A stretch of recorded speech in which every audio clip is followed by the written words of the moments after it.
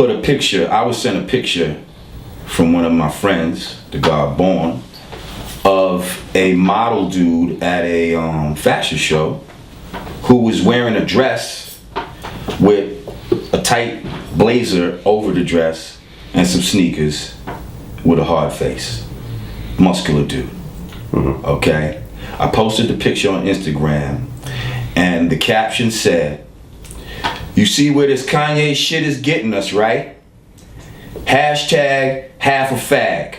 Mm-hmm. Let's talk about it. Let's talk about it.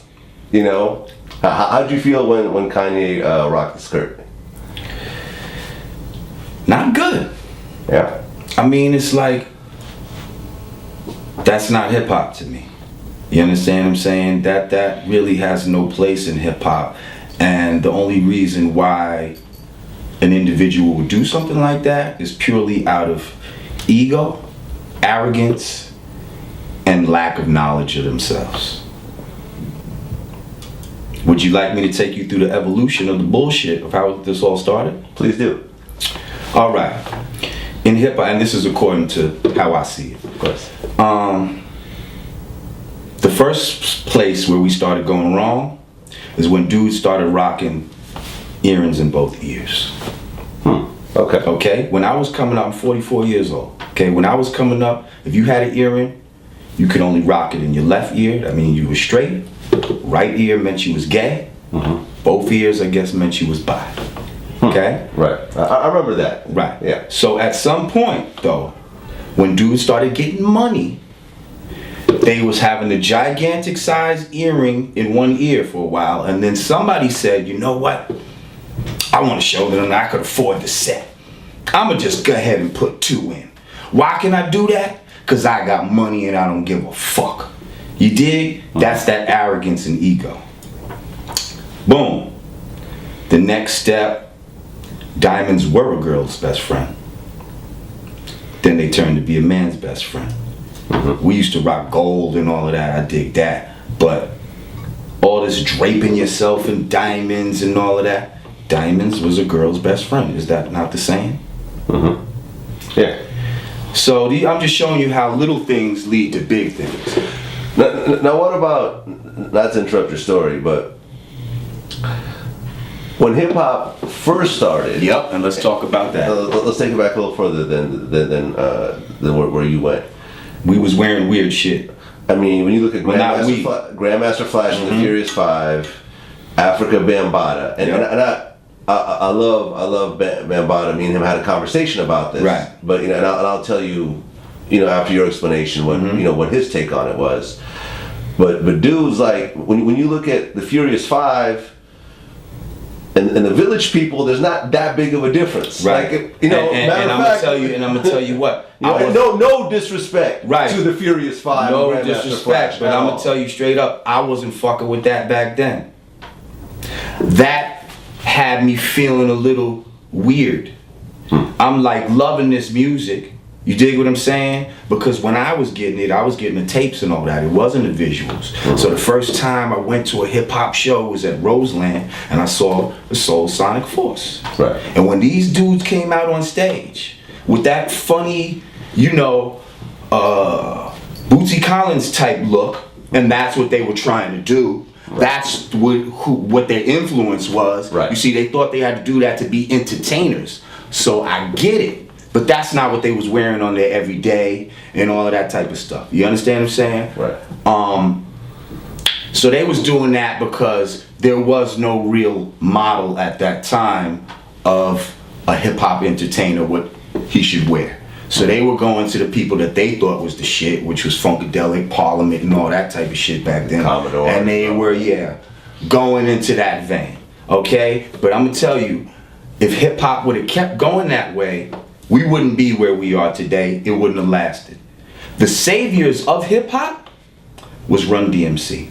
Right, the black suit. When they put on just regular clothes that dudes wear on the street, that enabled the people who had a little reserve, who loved hip hop musically, but on the fashion side was like, I don't know if I get on, if I'm ready to put that on. Once they did that, now I could full-fledged get into this shit because that's how I dress and that's how I would want to rhyme and all that. But what's interesting about Run DMC is that when they first started, I think before Master Jay came in, it was kind of the same wild shit, like rainbow plaid suits and like. But I never saw that. You never. You dig what I'm saying? By the time they came out, yeah. they polished their shit up and they Right. said, let's take that bullshit off because that's not gonna work, and let's put on these Lee suits and all of that with the hats and the ADs, and we're gonna rock it like the drug dealers on that we see on Jamaica Ave, Sufton Boulevard, and all that. That's the style we're gonna come with. Okay. You know what I mean? With the big rope chains and all that. It was just duplicating what the drug dealers was wearing. Right. And that was hip hop. You see what I'm saying? Those was the dudes that you see at the block parties and all of that, at the real hip hop jams. You know what I mean? And when Melly Mel and all of them was walking around in their everyday life, they wasn't wearing that shit. Right. You did? Because hip hop is a culture. It's not just when you get on stage. You understand what I'm saying? Right. So the same shit you wear in your everyday life could be the same shit you wear on stage because that's hip hop culture. And we're gonna go more into culture as we go on to show why this shit ain't cool. Okay. Why you can't just arrogantly wear whatever the fuck you want to wear on some self-expression bullshit. That ain't it, B. Okay. Because in order to preserve a culture, there's certain guidelines and boundaries that have to be there. Okay. You dig what I'm saying? So let's go on. You know, from the earrings and all the diamonds and everything else like that. Where do you go next with it? Well, then I think now we're getting into like the skinny jeans and shit like that. Okay. You know what I mean? So now the skinny jeans, I mean, again, when I was coming up, I like looking at asses or girls with tight ass jeans. You know what I mean? Like they the owners of the skinny jean. Right. Like I'm sure you still do. You know, you can look at a menu and still not be hungry. It's so good. So yeah, it's like that was some shit that the girls did. Okay, then you had some homosexuals in the hood, and I'm not bashing homosexuals. I'm just saying this is a fact. You had some homosexual dudes in the hood who would try to emulate the style of women to a degree, but still keep it a little boyish. So they'd have tighter pants on than the average dudes, but they might have a scarf on like a girl would wear, and they're shuffling around and hey and all that shit. You know what I mean? Those dudes was the precursor of the style that these dudes are wearing now. And these young boys have no idea. And I mean, but can't you technically say, like, that the whole style of having, you know, like sagging a little bit is one thing, but actually having your pants below your ass, like from what I've been told, like that's a prison thing. Like that's in prison. That's a sign that this ass is that's easy access. Yeah, baby. easy access. You know what I mean? You know, easy access. But you see a lot of rappers who do that. I mean, literally on stage with like you can see their entire. Not rappers of my era. Okay. Rappers of my era might have sagged on some jail, you don't have a belt type sag, but not on some, yo, I'm walking around and I'm waddling because my fucking pants start down here. I mean, I see niggas on the street literally where their shit stopping like right here. Like this is where the waist of the pants is at, and they got sack, a long ass like, you know. shirt, but they pulling their shirt down because they know that shit ain't cool. So they fucking want to cover that shit up, but yet your whole ass is out, like come and get it. I forget once. I think some comedian. I forget who it was. I think it was Tracy Morgan.